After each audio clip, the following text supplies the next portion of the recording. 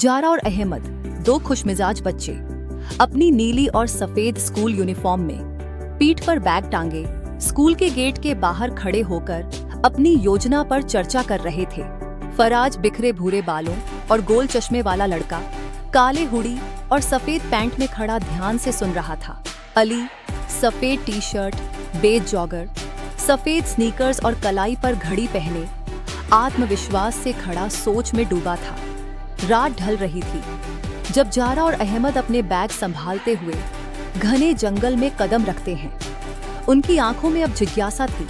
फराज अपने गोल चश्मे को ठीक करते हुए काली हुडी और सफेद पैंट में उनके साथ चलता है। अली आत्मविश्वास से सफेद टी शर्ट और बेज जॉगर पहने चारों ओर सतर्कता से देख रहा था। जारा और अहमद अचानक रुक जाते हैं जब वे कीचड़ में अजीब पैरों के निशान देखते हैं। उनकी स्कूल यूनिफॉर्म अब थोड़ी धूल से भरी थी। फराज अपने चश्मे को ठीक करते हुए काली हुडी और सफेद पैंट में झुककर निशानों का निरीक्षण करता है।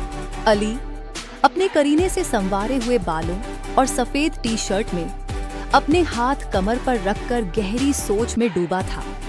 चारों ओर अजीब सी फुसफुसाहट थी। जारा और अहमद अपनी बैग संभालते हुए पेड़ों को घूर रहे थे। फराज अपनी काली हुडी को कसकर पकड़ते हुए अपने गोल चश्मे के पीछे से भयभीत नजरों से देख रहा था। अली अपनी कलाई पर घड़ी चमकाते हुए सफेद टी शर्ट और बेज जॉगर पहने पेड़ों को ध्यान से देख रहा था। जारा और अहमद धूल भरी लकड़ी की एक पुरानी झोपड़ी की ओर बढ़ते हैं। उनकी स्कूल यूनिफॉर्म थोड़ी मैली हो चुकी थी। फराज अपनी काली हुडी और सफेद पैंट में खिड़की से झांकता है। अली अपने करीने से संवारे हुए बालों और सफेद स्नीकर्स में दरवाजे की जांच करता है। अचानक झोपड़ी के अंदर एक काली परछाई हिलती है। जारा और अहमद की आंखों में डर झलकने लगता है। फराज अपने गोल चश्मे को ठीक करते हुए अपनी हुडी को कसकर पकड़ता है। अली अपने हाथों को मुट्ठी में बांधते हुए सफेद टी शर्ट और बेज जॉगर में सतर्क खड़ा था। जारा और अहमद झोपड़ी के अंदर एक धूल भरे कालीन के नीचे छुपे हुए दरवाजे को खोज निकालते हैं। उनकी स्कूल यूनिफॉर्म अब धूल और मिट्टी से भर गई थी। फराज अपने चश्मे को ठीक करते हुए काली हुडी और सफेद पैंट में घुटनों के बल बैठकर दरवाजे की जांच करता है। अली आत्मविश्वास से खड़ा होकर अपनी कलाई की घड़ी देखते हुए उसे खोलने की तैयारी करता है।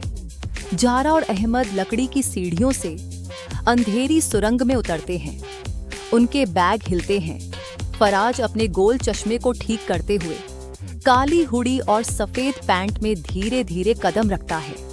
अली अपनी सफेद टी शर्ट और बेज जॉगर में आत्मविश्वास से नीचे उतरता है। उसकी कलाई की घड़ी हल्की रोशनी में चमक रही थी।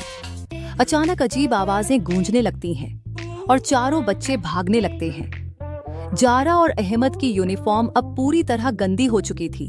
फराज अपनी काली हुडी कसकर पकड़ते हुए गोल चश्मे के पीछे से अंधेरे में देखने की कोशिश करता है। अली अपने सफेद टी शर्ट और बेज जॉगर में तेजी से दौड़ते हुए अपनी घड़ी पर समय देखता है। अचानक सुरंग का दूसरा छोर खुल जाता है और सभी बच्चे बाहर निकलते हैं। सूरज की रोशनी उनके चेहरों पर पड़ती है। जारा और अहमद की आंखों में राहत थी। उनके चेहरे पर फिर से मुस्कान आ गई थी। फराज अपनी गोल चश्मे को ठीक करते हुए काली हुडी और सफेद पैंट में खड़ा था। अली अपने हाथ कमर पर रखकर अपनी कलाई की घड़ी ठीक करते हुए आत्मविश्वास से मुस्कुरा रहा था।